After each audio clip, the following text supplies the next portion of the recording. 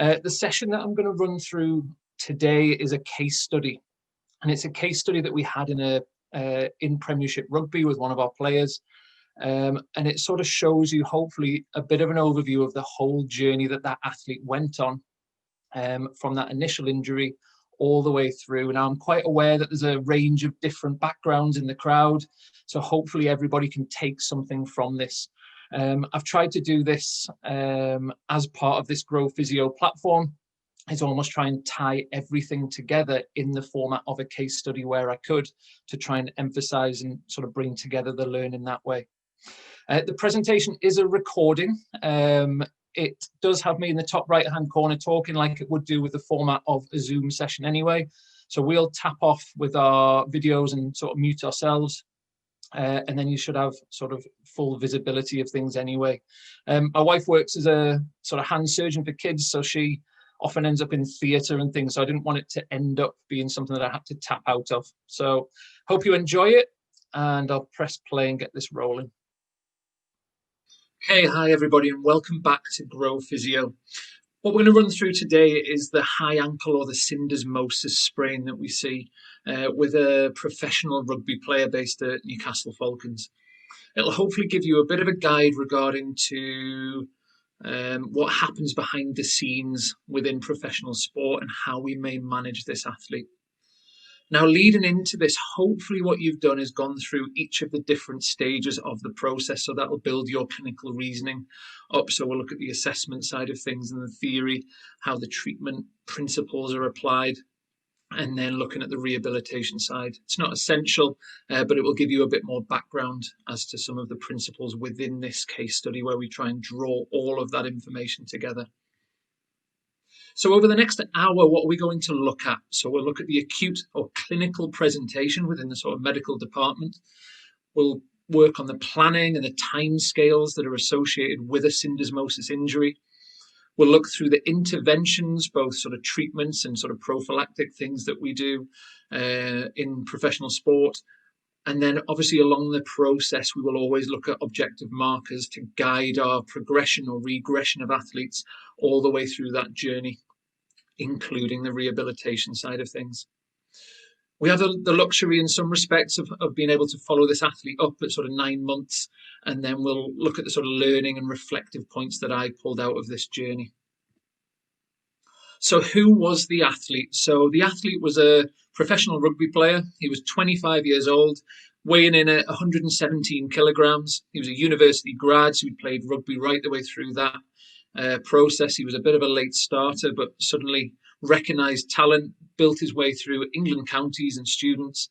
And in terms of the transition from sort of the senior academy into the first team squad, he'd been at the club for the last 3 seasons, so he was pretty familiar really with the setup and the outline of a normal working week for him. In terms of his past medical history, so he'd had a right ankle ATFL sprain in March 2019, so around a year ago.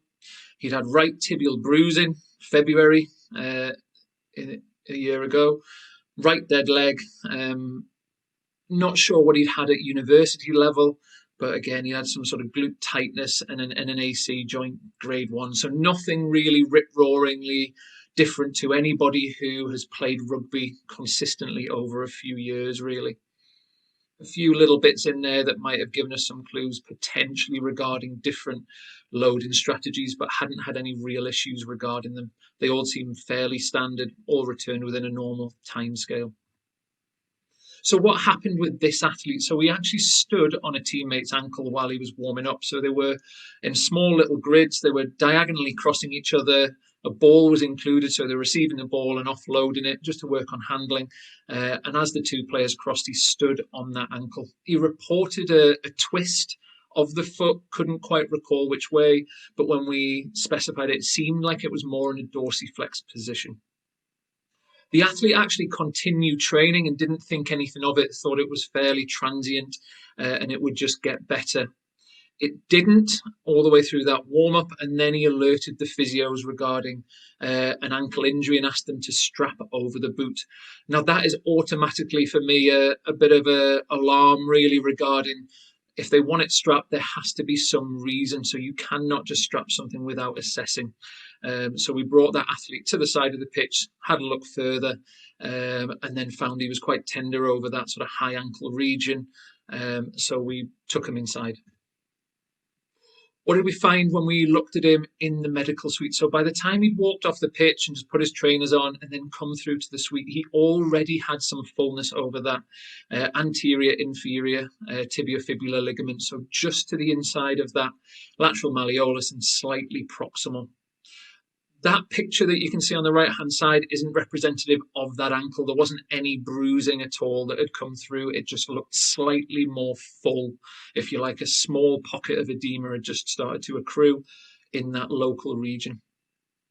He was fully weight-bearing, so in terms of his sort of Ottawa, Canadian Ottawa rules testing, all of that was negative, which was good.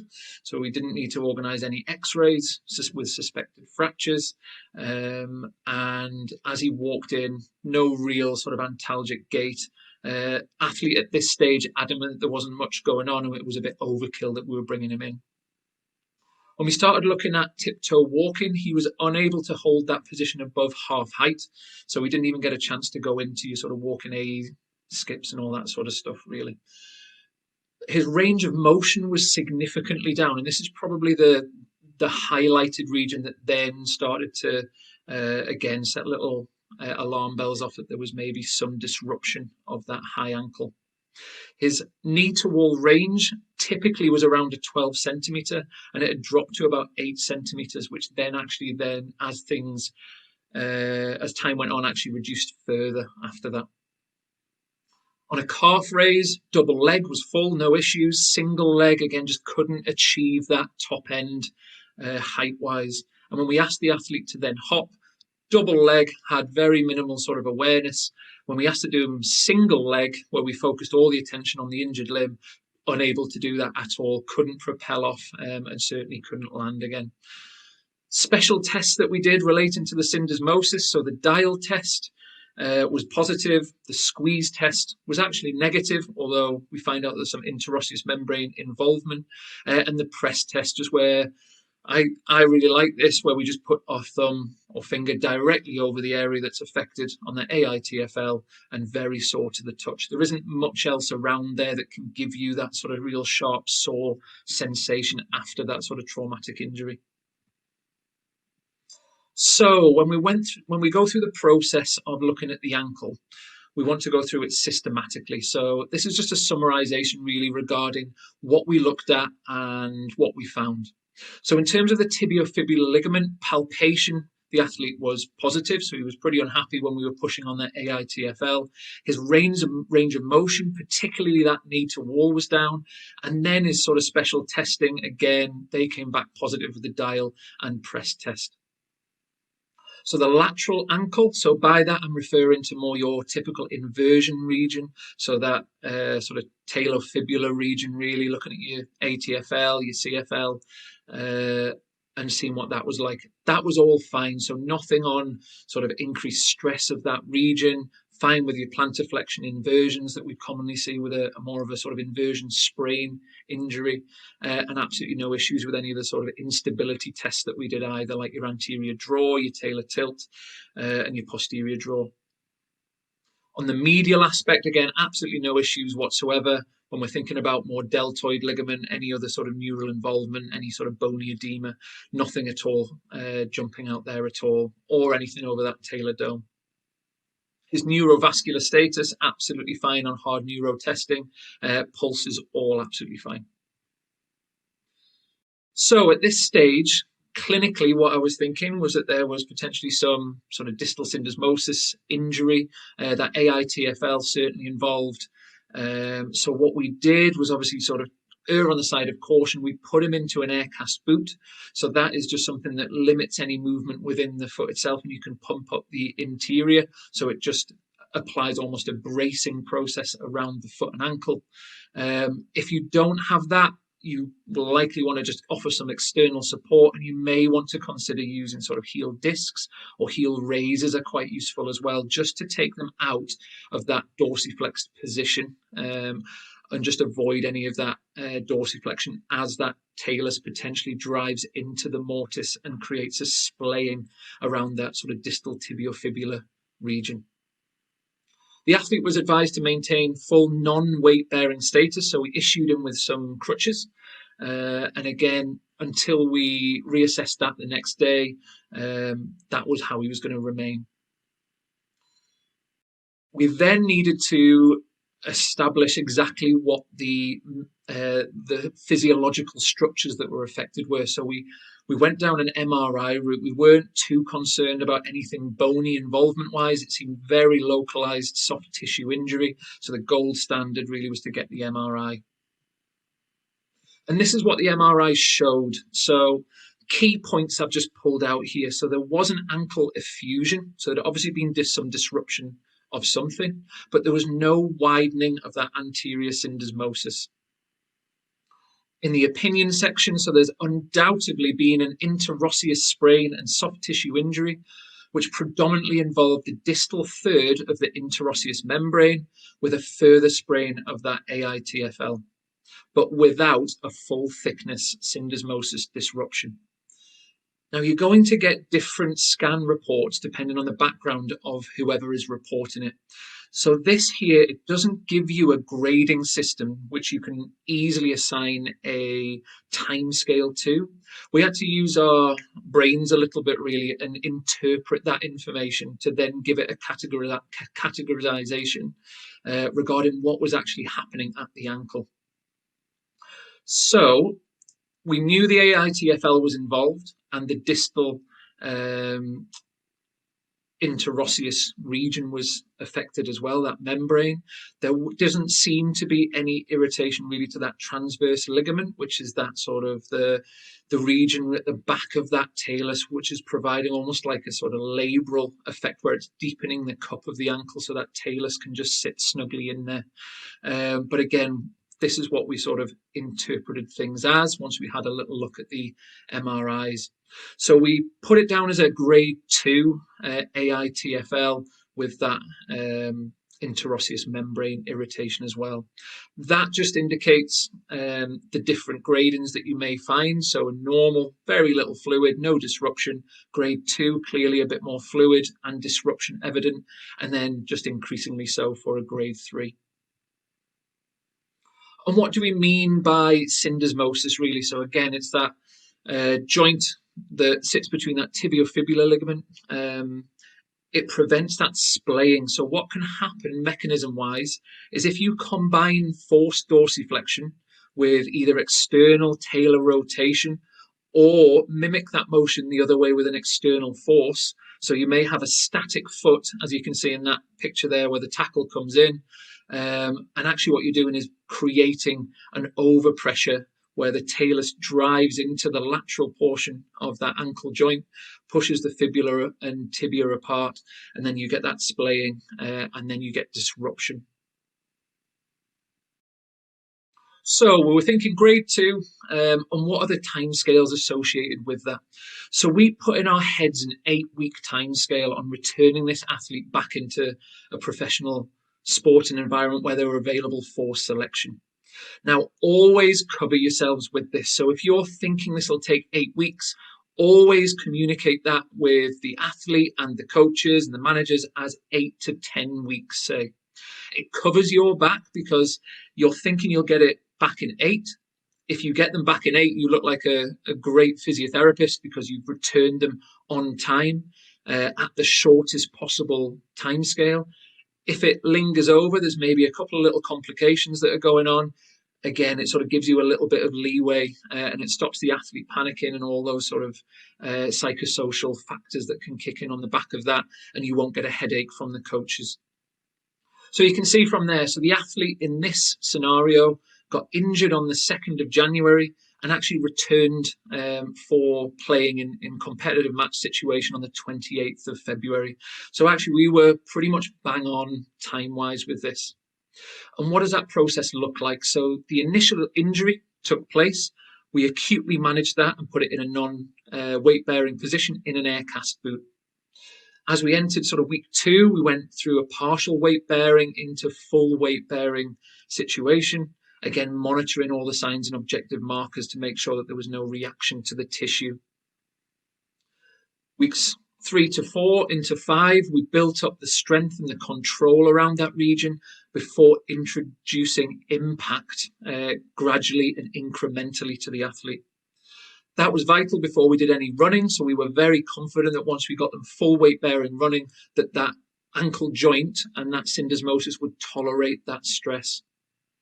We then dripped the athlete back into training between the sort of 6th and 8th week. So we had components of that process, but all the way along the latter sort of 4 weeks, really, we introduced skills and all the sport-specific elements that athlete would require once they returned back to sport.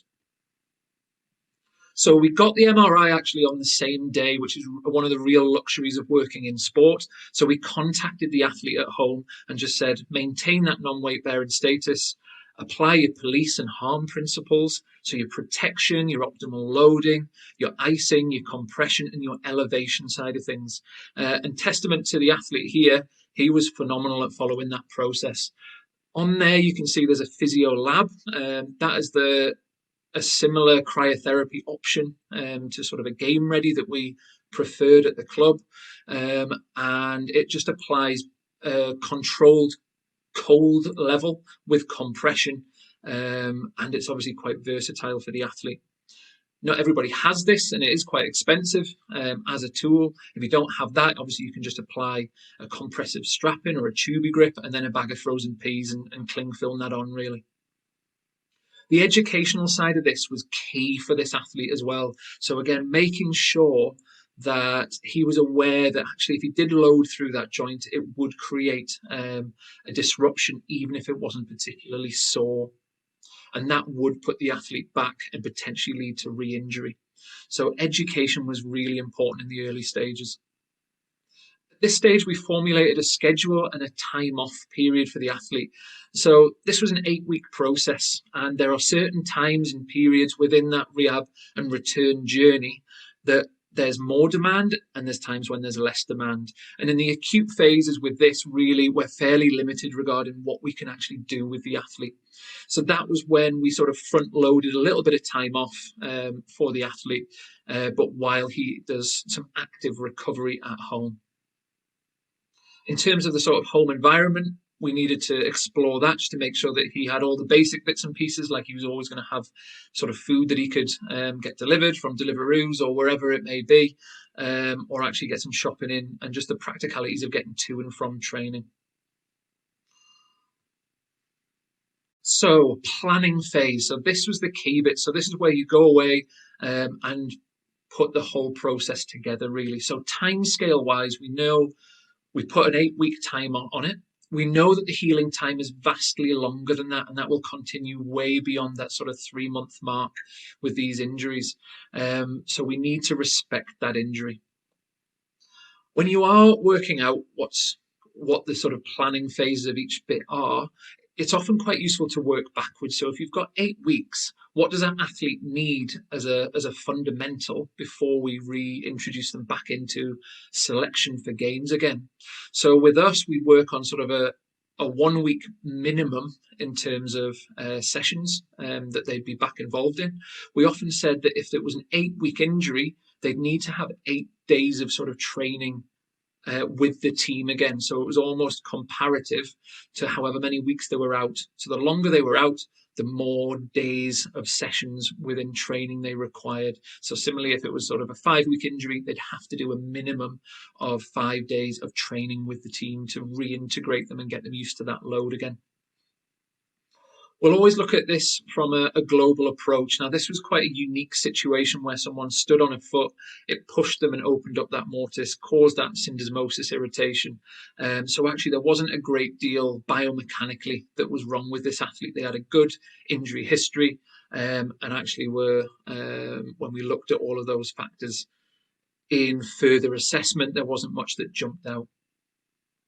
Goal setting, so make your goals smart, as you will do all the way through. So make them specific, make them measurable, make them achievable, realistic, and put a time scale to it as well. And whether or not you communicate that with the athletes and coaches or not is entirely up to you, depending on the personalities and people you work with.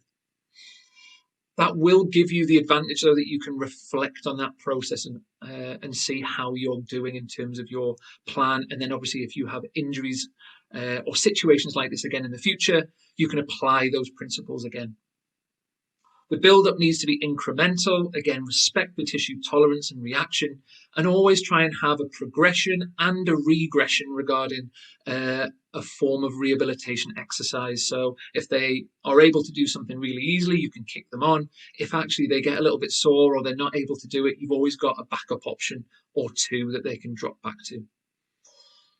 In terms of end stages, so we obviously need to restore that athlete safely back into play and for them to perform at that high level. And objective markers throughout that process are key. So with this, we use knee to wall quite a lot as a guide because it forces you into that dorsiflex position. And actually, if that changed, we'd use that to guide whether we'd overloaded or could potentially kick that athlete on a little bit further. So establishing the timescales is important, and also to monitor that progression and milestone level.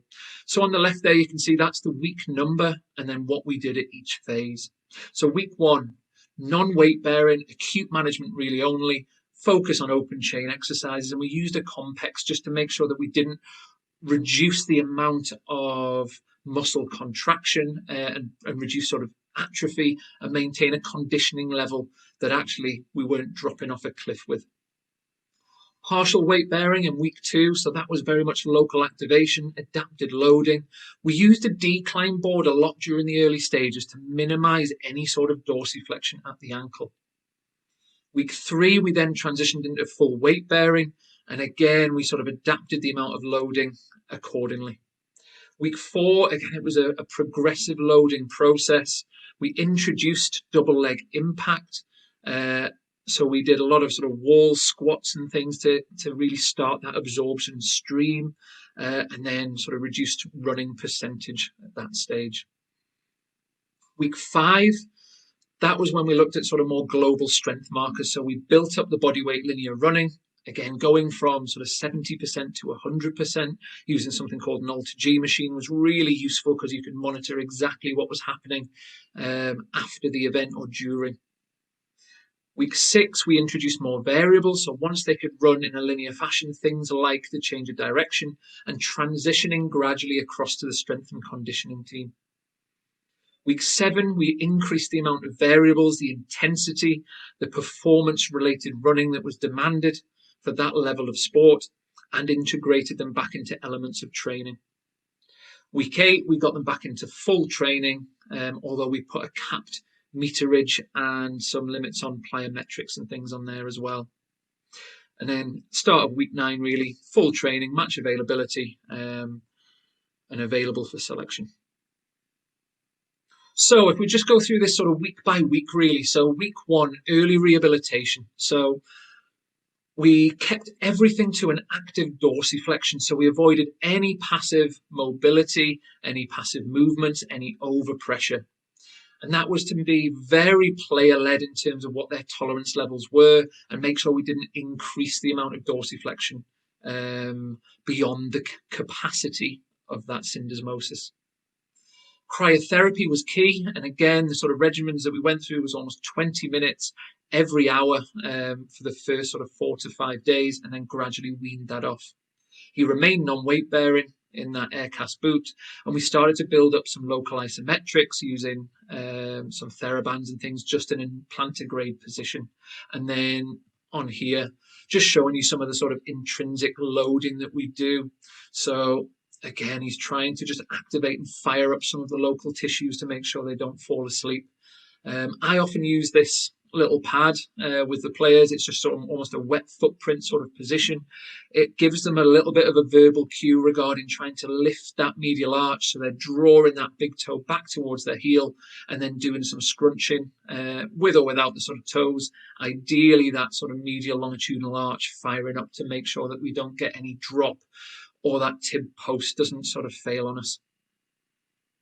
We try to keep everything open chain. during the stage, again, just to minimize the amount of load. And everything gym-wise was adapted to make sure we retained that non-weight bearing status.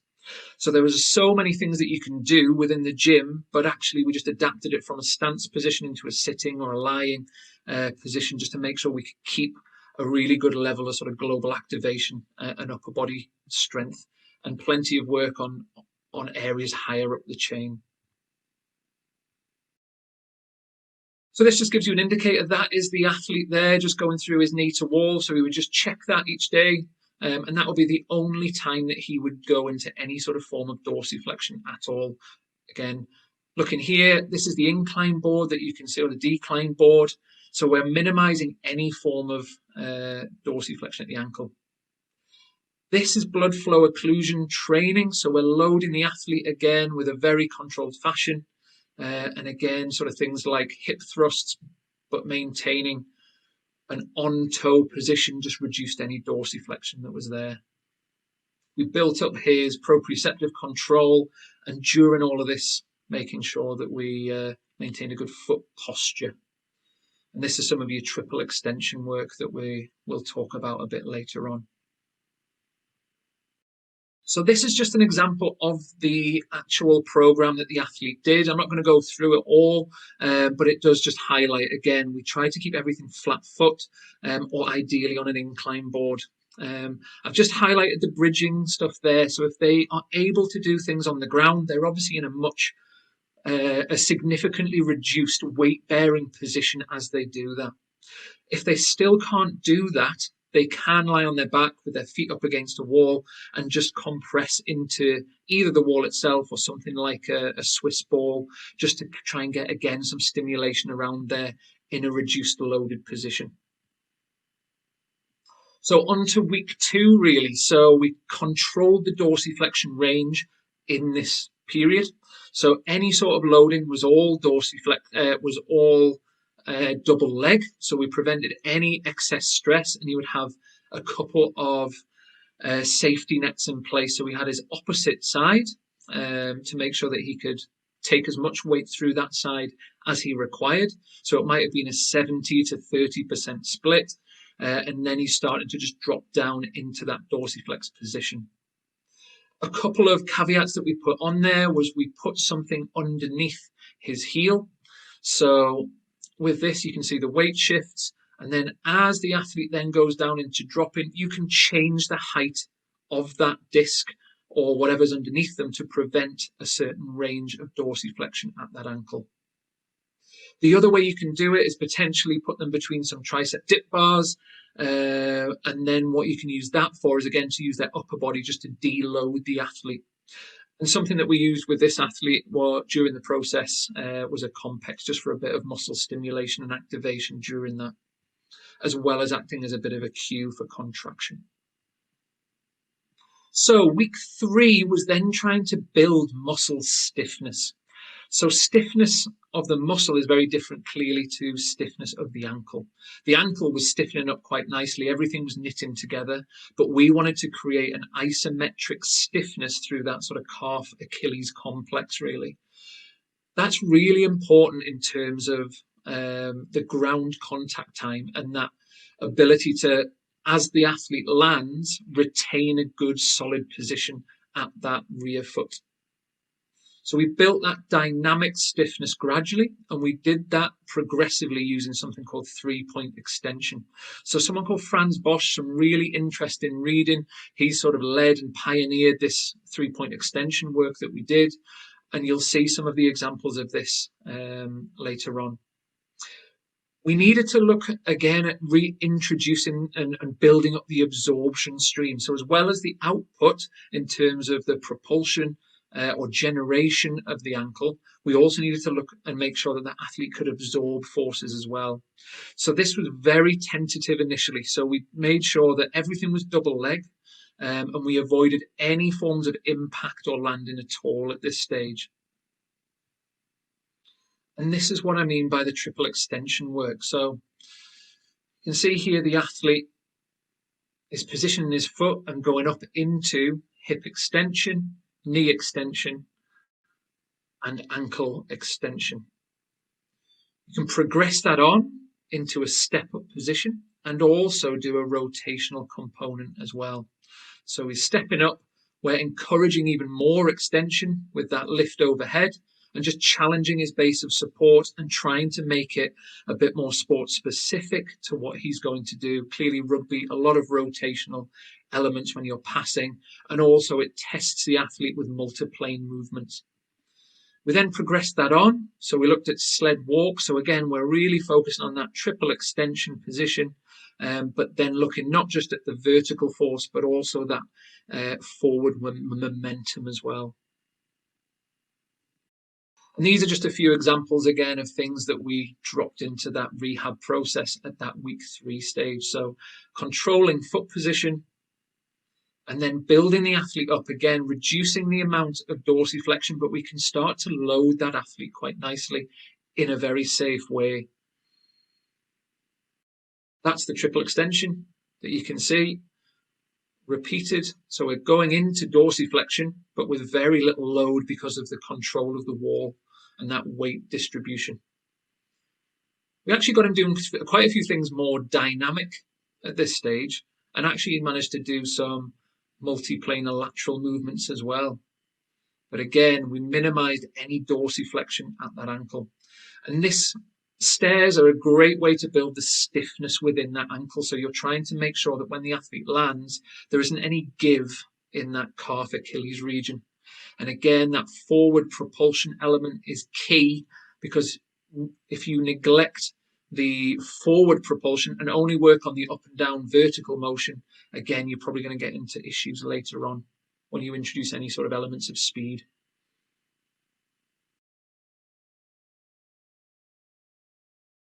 And again, this just shows you an example of a take out of that athlete's rehab program. And again, it just sort of highlights it's more dynamic. And at this stage, we actually got the athlete walking on the Alter G at a reduced body weight position. So week 4, we built up that dynamic stiffness. So rather than an isometric in a controlled environment, we actually started to introduce more load and build that through range. We highlighted any asymmetries that there may have been. So particularly things like the amount of output that we had in certain key muscle groups, and any sort of reduced ground contact time that may well have had implications for later on, particularly things like sort of soleus and the amount of sort of heavy landing that athlete has, where the heavier they are, because they're already 115 to 20 kilograms, some of these athletes, there's a lot of load going through that ankle already. So if we can make that as light as possible, that will hopefully help the amount of load going through that distal sort of syndesmosis region. The 3-point extension drills were built into sort of more propulsion and multiplane, and the 3-point flexion absorption streams. So that absorption stream is that hip flexion, knee flexion, and ankle flexion. So things like building up from a wall squat into a jump onto a box just reduces the amount of loading going through the ankle. And again, no landing from height at all at this stage, allowing everything to knit back together again. The load exposure, so we built that up gradually from flat foot to rocks, like a calf rock, where you're actually just using your momentum to go onto that forefoot, and then obviously sort of building that with a sort of dorsiflexion limit with some of the more progressive work that we did. At this stage, we actually started to build up that dorsiflexion range. So we went from it being purely active to then starting to build that a little bit more accessory-wise, as well as some physiological movements and some self-mobilizations. So I'm not going to go into all of the treatment techniques clearly, because the presentation would be a significant amount of time, but we did work on the sort of talar crural, so doing sort of APs through that talus, looking at the angulation of that ankle was key, so making sure we weren't putting them in end of range dorsiflexion and then driving that talus back. We put them in some slight plantar flexion, if not sort of extreme plantar flexion, and then progressively work through to that region. You need to also address sort of subtalar positions, and also give the athlete the onus that they can actually go away and get some carryover regarding some self-mobilizations. So then they don't become reliant on manual therapy. So this just shows week 4, a few examples. So the force generation and absorption. We've got them back onto the pitch, get them used to the surface again. We had a 4G pitch, so some of the evidence that was coming out was a lot more foot and ankle injuries on that surface. And then again, starting to just progress the amount of load and stability with that. So this jumping laterally onto a BOSU, again, that position as they go into there is almost the exact same mechanism that they injured themselves in to start with. So approach that with some caution. You're not going full out. And again, that shows the absorption stream landing from a height. So there's less landing impact. And then just slowly build into some of your running drills to make it a bit more dynamic. And then obviously having a little bit of fun as well to increase the amount of load on some of the sled bear crawls and things there. And that is just, again, an extract from the rehab program. Running preparations and build-up. So when you are going to transition from the gym environment, it was really important that we were happy that we built enough strength, stability, robustness, and we'd achieved that stiffness that we talked about in the muscle tissue. It was also important to monitor and make sure that we kept that athlete on board with all the sort of work-ons and extras that they were going to work on. So in terms of preparing them for running, a lot of that was gym-based, but there are other alternatives that we used. So things like the pool, so you could do some pool running. You could use an Alter-G, which is an anti-gravity treadmill.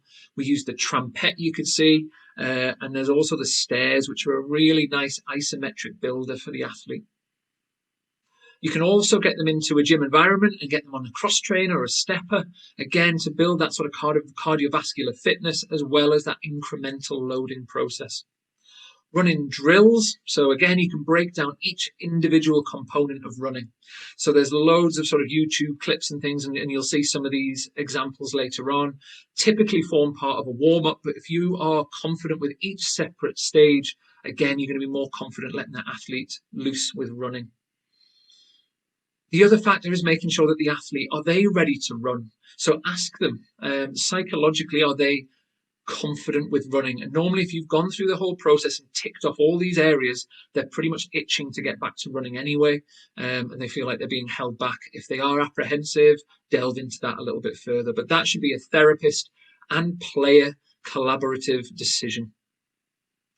In the early stages of running, it's obviously safer to run at a lower speed the majority of the time, and then almost build up the volume at that lower speed. And then in the latter stages, you're reducing the distance slightly, and obviously introducing all of the different variables, like your sort of higher speed, your accelerations, decelerations. And all the way through that process, again, the daily markers and the wellness scores that you're getting you need to be aware of those to make sure that you aren't overloading or stressing the tissues. So these are just some of the different components of running drills that you could look at. This isn't the athlete, but I thought it was probably quite nice to show you some different variations. So you're breaking down that full running cycle into separate phases. And again, with this, you can sort of see, you can make it as complex or as easy as you like. Again, you're looking for any asymmetries as they do this, or any sort of feedback from the athlete that they're not happy with. You can take that into a gym environment again and progress all of that triple extension and absorption streams, and again sort of take that further. So first athlete 1, 2, 3s, this sort of all the way up to sort of 10 leg and knee drives with that. The important thing just to note is you need to plan your running. So when you're planning to reintroduce the athlete, you need to be aware really in terms of what the meters they're going to do, what their time on feet is, and all the different components. And if you've got the luxury of a GPS unit, that will spit out all that information.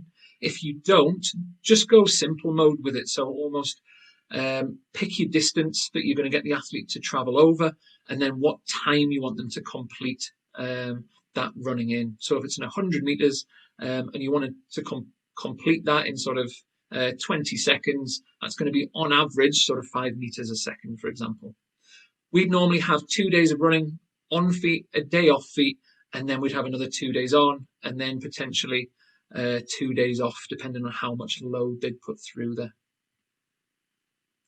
That's really important because of something called your acute to chronic ratio. And then again, I'm not going to go into it in great detail, but you're comparing what you've done in terms of load on the working week that you're in and comparing that maybe to the sort of last 4 weeks. So if you are introducing an athlete into running, you can't go from nothing to then a sort of a high peak because there's likely to be issues, if not then, probably later on with sort of tendon load issues and things, if not re-injury. So this is how the athlete presented really in terms of their knee to wall. So you can see we're measuring the distance from the big toe to the wall, and that gives you a number. And that number originally for that athlete in this scenario is 12 centimeters. Post injury, again, that dropped to 8 and then dropped further to 7 centimeters. As we left that and things knitted together, we didn't touch that range. And that is something that we weren't concerned about at all, which maybe I may have become a bit sort of hooked up on in days gone by. But actually, that progressively got better. And in the latter stages, obviously, as we increased the amount of running and the demands, that fluctuated a little bit. And we needed to make sure that we were happy that it wasn't dropping off any more than sort of a couple of centimeters. If it did, we needed to make sure that we turned that round within sort of 24 hours or post-treatment. Otherwise, we potentially stirred up that anterior syndesmosis and we knew we'd done a little bit too much. We may need to adapt the amount of recovery and things that we do. We then kicked on making sure that as they went into dorsiflexion in match day or training situations, that there was a sufficient control and force and output within the plantar flexor systems. So you can see here, this athlete is not going to lift that weight. That is deliberately as heavy as it can be. So as they go into a plantar flexed or sort of calf raised position intentionally, they push up against the bar, and underneath the athlete, you've got a pressure plate there. So the pressure that athlete is creating is then going to give you a numerical figure that you can compare one side to the other, what it was pre and post injury ideally, and make sure that they are as symmetrical as they can be. Now, you might want to progress that on further and look at that in the sort of more prone or injury risk position, which is that sort of terminal dorsiflexion, just to make sure they've got enough output that you're happy with. If you've got the luxury of isokinetic testing, obviously that will give you additional information with that. But that's all giving you some sort of information regarding the sort of neuromuscular control that the athlete has. So late stage, so we've gone through quite a lot of the bulk of the earlier mid-stage stuff. What did we really sort of go through, really? So we have looked at increasing and prolonging that gym block. So we've restored the stiffness and the reactivity. And again, we were happy with that sort of ground contact time that we had a look at. We built up the force generation and absorption streams. And again, we made sure that we didn't create any sort of talocrural, tibiofibular disturbance or disruption, really, where that ligament was torn. The dorsiflexion seemed to be the key indicator, so we restored that to a level that we were happy with. It was a centimetre down from where it was prior to injury, but again, we weren't too concerned with that because we could turn it around and maintain that the next day. And then we also were happy with sort of peak and eccentric strength and that outer terminal dorsiflexion range. We then went through some of the multiplane control work. So prior to introducing any of the sort of change of direction and variables, we made sure that they were happy in a gym environment where there were fewer variables and you could control exactly what that athlete was doing. That psychological side that we touched upon before, again, going through this process, it doesn't guarantee that there isn't any sort of altered pain behavior or loading strategies that athlete has. So education is vital with that, really, because you do have the risk increase of any sort of contralateral or secondary injuries if that's not addressed. So educate the athlete. You've built hopefully a robust and functionally stable ankle and subtalar complex. And then you've also, again, looked at sort of all the contributing factors to reduce the susceptibility to injury. Once you're happy with that reintegration process you should be happier with. Again, you need the compliance and understanding of the athlete and get them to report symptoms and make sure that you are both happy with what is acceptable and what is not acceptable, because that will help to reduce that fear of movement and prevent sort of an exacerbation of injury. Everything sort of explained pain-wise is done far better by your David Butlers, Lorimer Mosleys, and your sort of Peter O'Sullivans, really. So that, if you want to find out more, again, really good reading for you.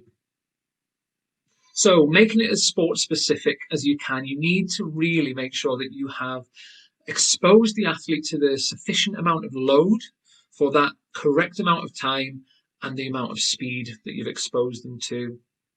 Now, athletes within rugby are completely different, forwards to backs, and also within the forwards themselves. They all do completely different roles that I don't fully understand. But you need to sort of get the feedback from the athlete, whatever you're doing, to make sure that you understand what you're trying to return them back into.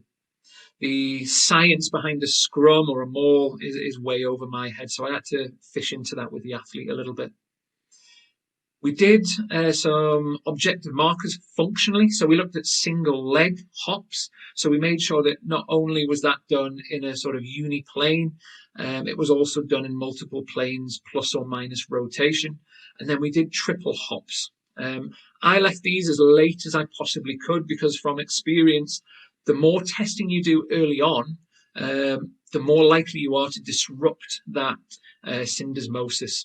So we're quite happy building things up and almost leaving those to almost the stages just as we're dripping them back into training to prevent any exacerbation, because that knitting together process that you've got at that ankle will be ongoing for quite some time. Now, you want to ideally mimic a match day situation. Now, in this sort of scenario, it's not really applicable to sort of almost go through and get them to stand on somebody else's foot. But from a functional sort of GPS perspective, you can hopefully find out what the demands of the game are and compare that and try and replicate that within a training environment. Ideally, adding an extra sort of 5 to 10% on top of what their worst case scenario is. So that might be to do with accelerations, sprints, change of directions, and again, all the sort of training specific things like your sort of scrum and maul. And you may want to do that under fatigue when they're potentially at increased risk of injury. So functionally, in terms of markers that we used, you can see here, so we looked at the strength elements, so the single leg calf eccentric control, getting right the way up to sort of 140, 150% body weight. The stiffness and that reactivity we talked about was addressed with the single leg hop, the triple hop, and any sort of stair hops. And again, looking for a minimum, a maximum of sort of 10% asymmetry there. Ideally, they would be the same. And that takes into account that ground contact time as well. Running wise, so we looked at sort of how they could run with a sled when they were potentially sort of pulling a weight and trying to mimic the role of someone who was tackling them, but they were with all their leg drive trying to almost escape from that tackle situation. The acceleration side, again, you go on 100% acceleration over 20 meters. They're not going to get anywhere near their top speed with that.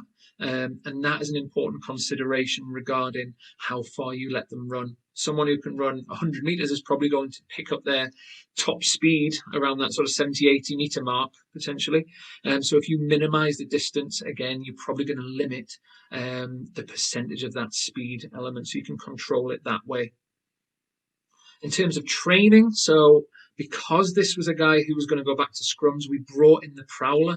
Again, a really useful tool to, again, look at output, particularly with a sort of a Soleus bias. So we looked at that with walks and runs, again, looking at 150 to 250% body weight with that.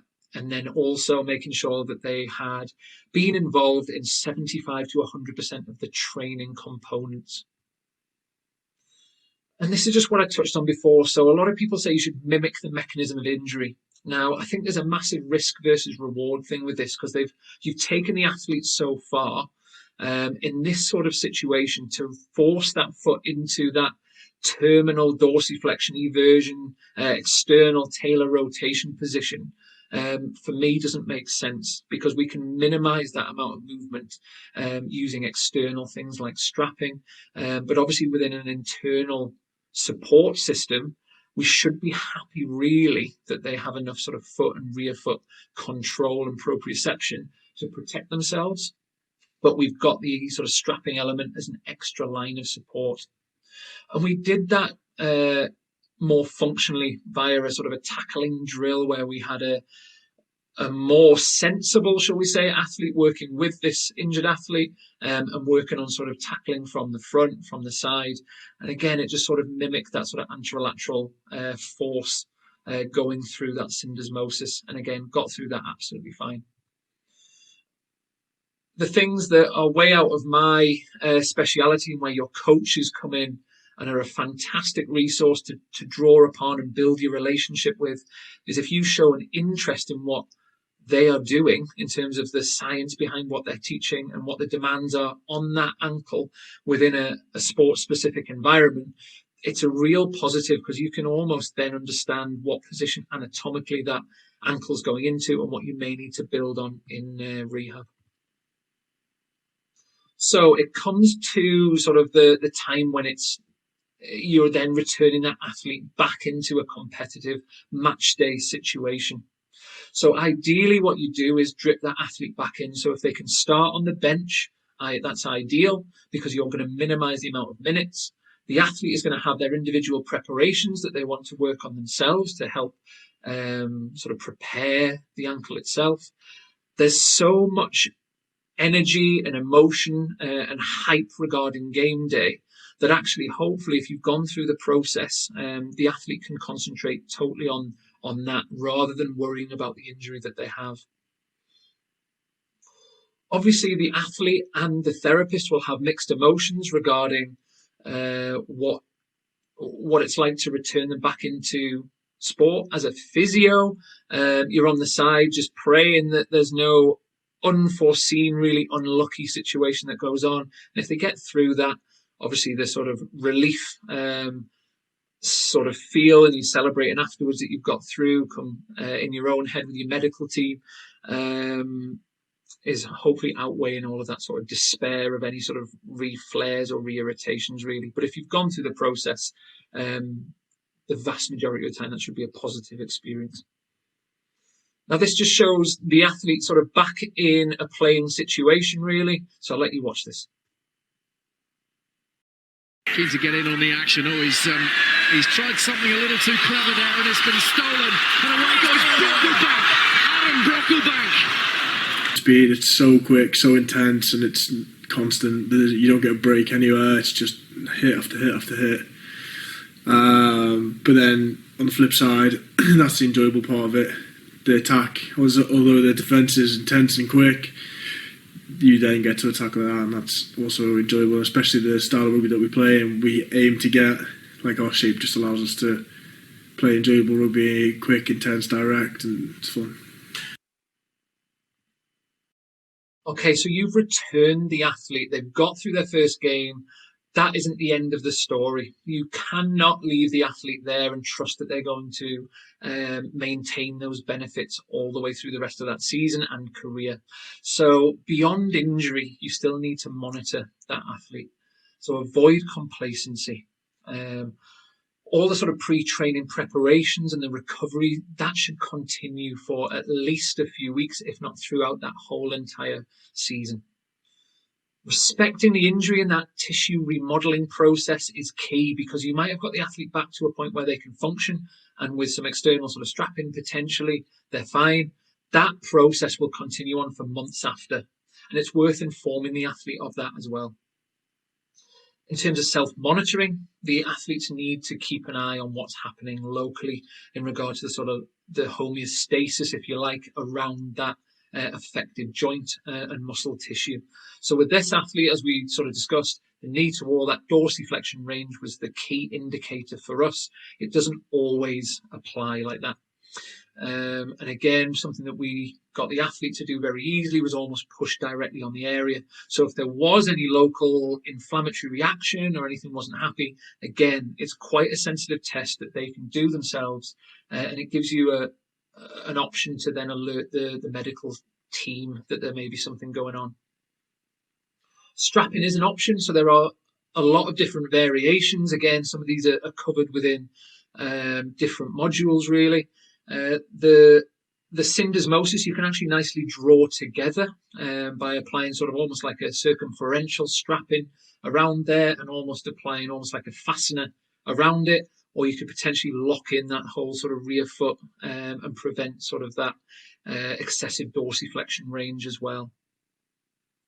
Work-ons, or extras as they're sometimes called within sport, the athlete was given this as part of their gym program. So it was inbuilt, it was an essential part of that process, and it was looking at that sort of isometric output. Training wise, so we capped various components, mainly the plyometric side of things. This athlete wasn't someone who ever did any jumping. He was stabilizing the scrum, very strong, very quick, as you can see, but he doesn't come down from height. So we limited the amount of plyometrics and any sort of jumping landing work that he did for that sort of initial 4 to 6 weeks. Again, we looked at this athlete after sort of bigger training events to look at that sort of reactive stiffness and endurance and make sure there wasn't any drop off with that.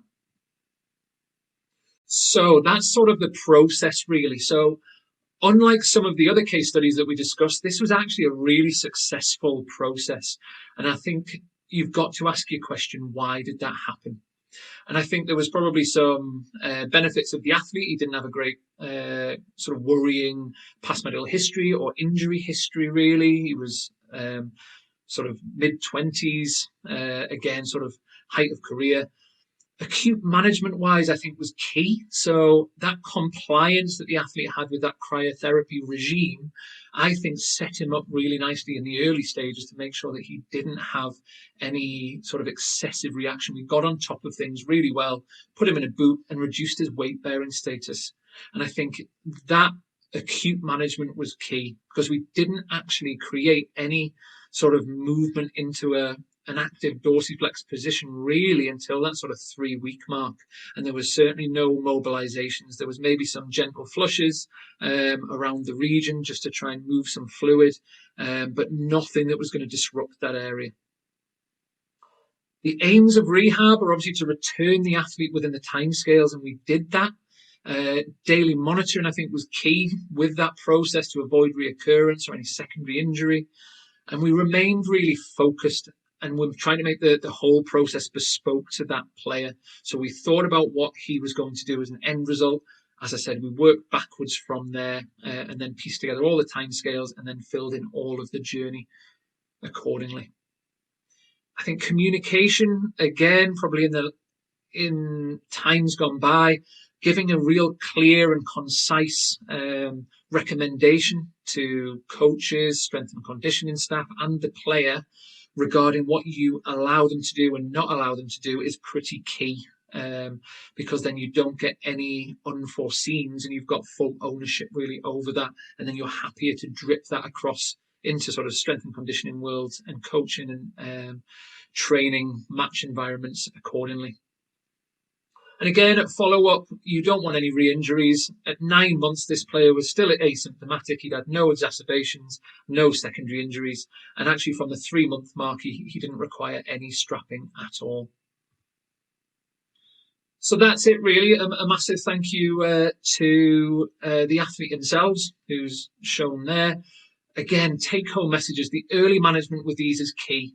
Don't get lulled into the slippery quicksand scenario of trying to mobilize this and get that range of motion back immediately. Let things knit together and let it settle down.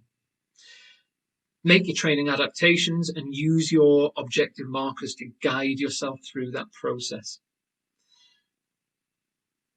And again, with any sort of situation, you want to reflect on it. That's probably one of the most key situations. So don't just wait till the end. Don't wait till the end of the season and then look at all the injuries you've had. Reflect throughout the journey and tailor things accordingly. Reflect at the end of the process once they're back playing, and then again you can look at the wider picture thereafter.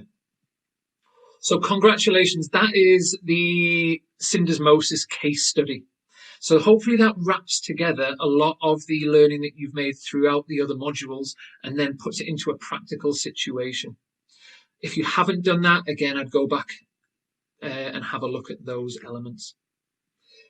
If there's any other queries, questions, some of this will be available, I'm sure, within the other modules at growphysio.com, or you can follow any of the sort of social media handles, really, that may have some little nuggets on there as well.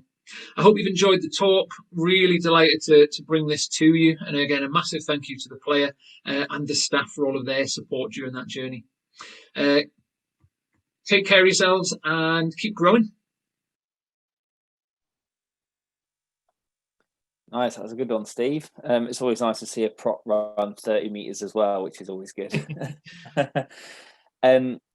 Yeah, so there's a few questions that have come through off the back of that presentation. So we'll go through a few of them. I know time for a lot of people will be on the agenda. So we'll start with, forgive me, I think it may have been anonymous, but one of the questions is, who is involved in the process when deciding when to return the player to play? Yeah, I think it's a good question. Thank you. I think it's a collaborative approach, really, as it is sort of across the board, really. So we'll involve the athlete, the S&C staff, the coaches, the sports scientists.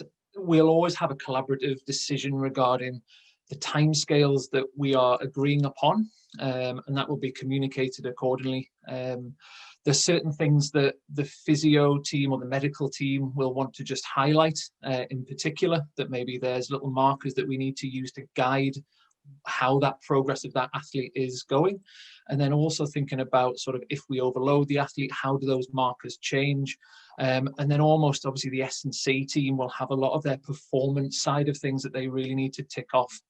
So it is a bit of a balancing act, and I think the communication side of things is imperative in that. And obviously your relationships that you build up with your coaches, your sort of colleagues and the athletes and things are all really, really important in that process. But yeah, the communication side of it is key.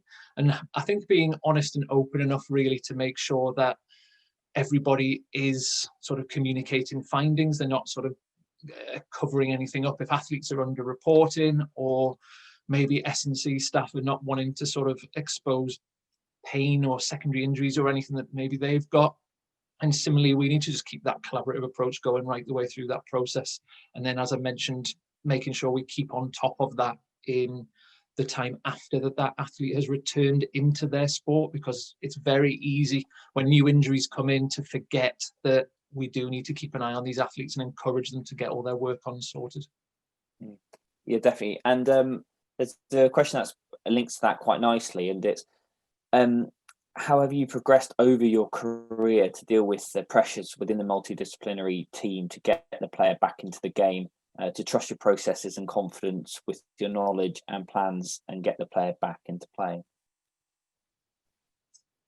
Is the question to almost the more, the wider that staff involvement, as in like, how does that impact and how have I changed to accommodate that? Is that the question? I think it's how you progressed over your career in terms of to deal with it. So maybe looking at somebody who's there's no further context to this question, so I'm kind of assuming I think I know what you mean, actually. But yeah, so like when you first started to where you are now, and how you've dealt with the different pressures, like you mentioned the S&C guys or the coaches, and everyone's trying to work in the same way, but how have you progressed to sort of deal with that?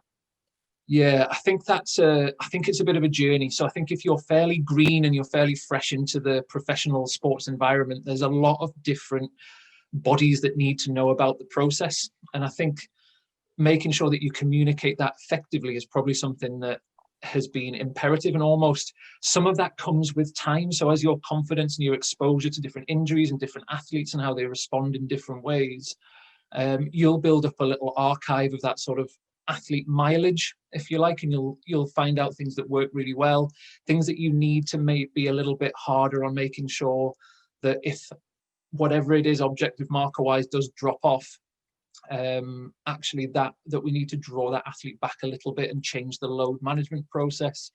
And yeah, I think just having everybody on board and having that sort of daily MDT where you're communicating with whoever's managing that athlete accordingly, is on board with that. And again, be that GPS stuff from a sports scientist, be it sort of impact work or explosive plyometrics, how many repetitions you're doing in a gym environment. Again, planning that whole process before the athlete does it is something that I think has changed massively for me, rather than maybe looking at the sort of ripples that have come afterwards and trying to pick them up. Yeah, perfect. And one from Claire's come through, and it's quite a popular one. It's referred back to sort of later part of your presentation, but it's what level of pain do you consider acceptable during this process? The mid-level exercises are obviously reasonably high level compared to with the average individual. So I think it's more of a pain threshold, and how do you consider what is acceptable pain threshold? Yeah, good question, because it depends on the tissue that you're working with. So I know there's a lot of evidence and research and communication about sort of tendon management, and that we accept that sort of, we're fairly happy around that sort of 0 to 3 out of 10 mark. When it gets to 4 to 5, maybe we sort of need to sort of our ears prick up a little bit. And actually, if it's above that, we've overloaded it. With a syndesmosis, I think it's really important to try and keep the athlete as symptom-free almost as you can. You might find that they get little grumbles, but I think the major thing that I used during the process was that knee to wall. Every time we overloaded the athlete or did too much, there was an implication with that knee to wall testing. Symptomatic-wise, on a sort of VAS or numerical pain rating score, we were sort of fairly happy if it got up to about a sort of a 2 out of 10 during the session, as long as within about an hour after the session that had dropped back down again. And also the other little factors were making sure that when they wake up the next morning, those markers haven't dropped down again, their symptoms were down to then again like a 0 out of 10. And also the other caveat that we put on there was that whatever we had done, we had to make sure that the athlete could repeat that same rehab protocol, that same rehab program that they've done the day before. So if they couldn't, then it was almost again a little bit of a subjective clue. If they felt like they couldn't do that same program again, that we'd probably overloaded them. But generally with a syndesmosis, I'd err on the side of caution with them. And some of the exercises that are done in that mid stage, really, where there's a lot of stiffness and isometric work, it actually, because you're not going into any form of dorsiflexion, you've got that dynamic stiffness there. For me, it didn't ever set that athlete off, and it didn't worsen their symptoms.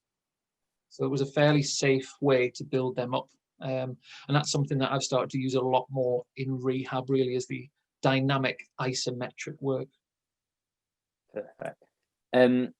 Cool. So Rob has asked a question he has a similar situation with, he has a rugby player from his old team, suffered a Weber B fracture, hospital physio put him in a boot for a week, then told him to remove it and optimal load. He's still struggling, and imaging scan shows no healing, but hospital still says no to boot. Would you say reinstate the boot for a week or so? He's thinking this is needed to encourage a full recovery. Yeah, good question. So I suppose for anyone who's not sure, and my knowledge of this might be getting tested, but your Weber B fractures are at the level of that syndesmosis, almost at that sort of tibial plafond level. And I think that's where you've got a potential oblique fracture that may sort of run proximally from there. In terms of management of them, obviously your fibula isn't a weight-bearing bone like as much as your tibia is. So you can get away with taking them out of boot earlier. From memory, what we'd normally do is almost have a week of total non-weight bearing in a boot, and then we'd go to a week of partial weight bearing, and then we'd almost drip them out of the boot after that. So I'd suggest it's probably a little bit quick. I mean, the bone healing in a true sense will sort of take 6 weeks anyway.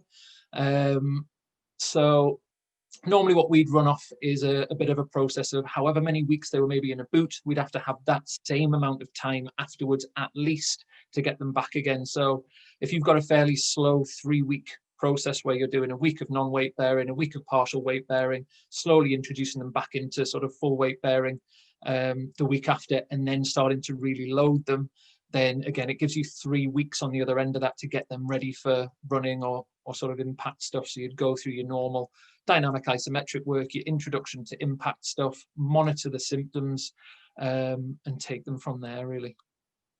So yeah, to answer your question, I'd say, yeah, there hasn't been enough time. Certainly if there's no healing there, it's a no-brainer that you need to create an environment for that bone to heal more optimally, and walking around on it probably isn't that. Perfect. So yeah, we've got a few more. We've got loads. We won't get through all of them, unfortunately, guys. But right, there's one here. So would sled drives be an exercise you would do in the last 3 weeks of rehab? Given it involves end range DF, I don't know what DF. You'll help me out there, Steve. But also, it's very transferable to rugby in regards to position.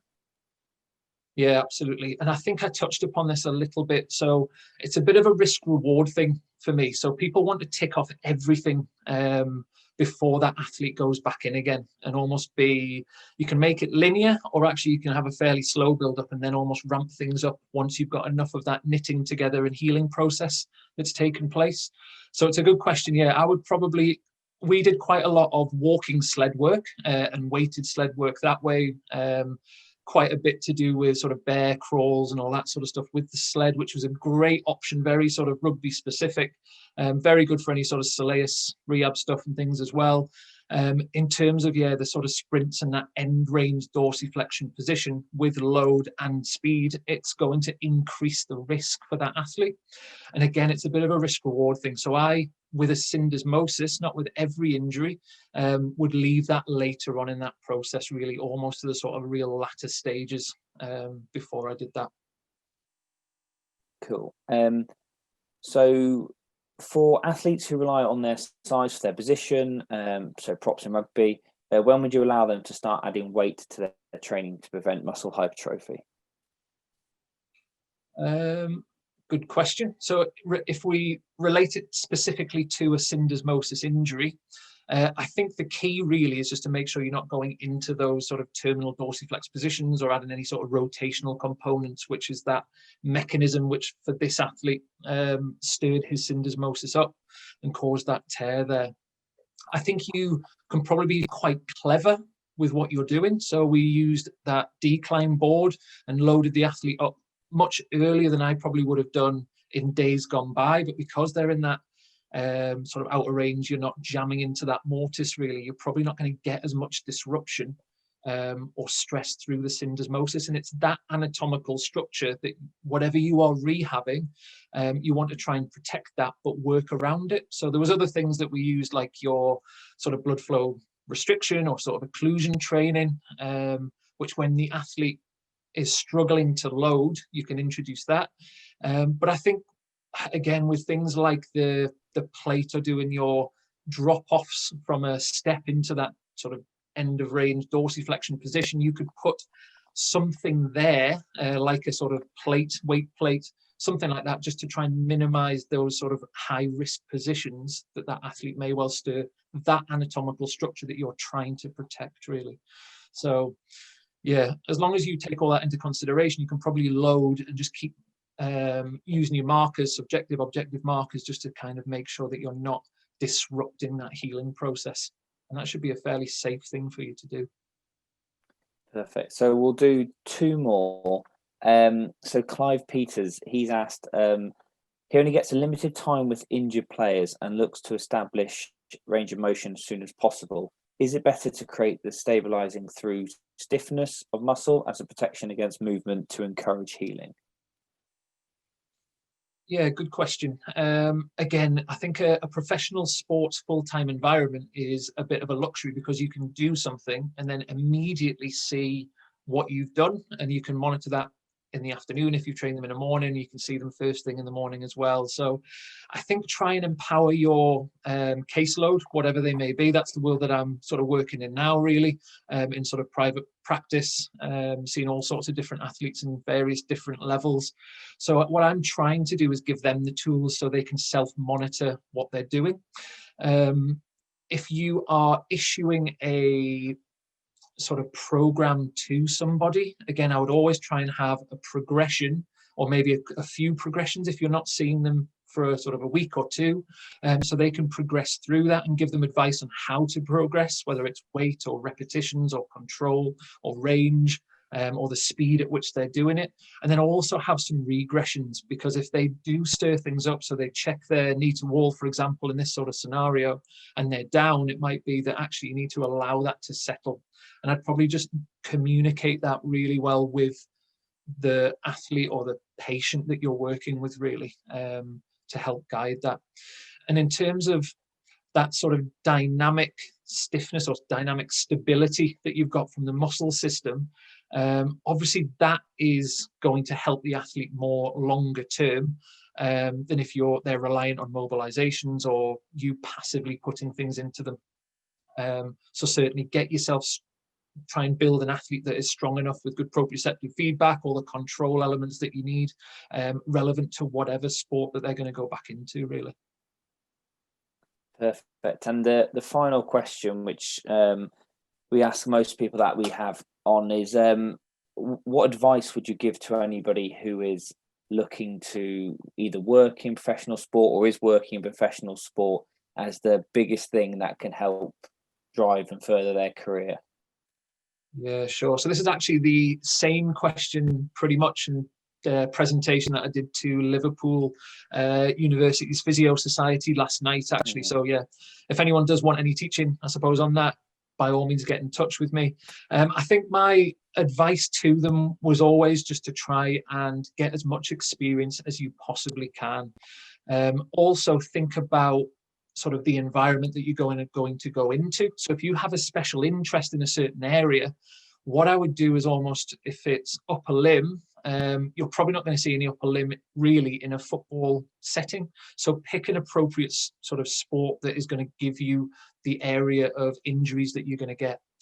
Rugby was a massive appeal for me in that sense, because we got a wide range of everything from concussions, spinals, upper limb, lower limb. So it didn't make me too sort of pigeonholed into a certain body area, but I quite like that, but that's not necessarily for everybody.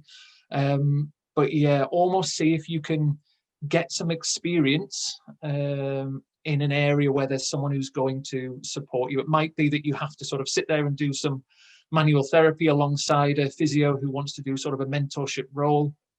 I guess that's one of the reasons that I set up this Grow Physio, was almost because I spent loads of my time in a sort of converted shower room in the early days of my career, sort of almost with a pop-up bed, treating some semi-professional athletes, and probably didn't develop as quickly as I could do. So I've tried to create sort of a lot of the lessons and just put it into the website to save people, to sort of enable them to fast track their way through, really.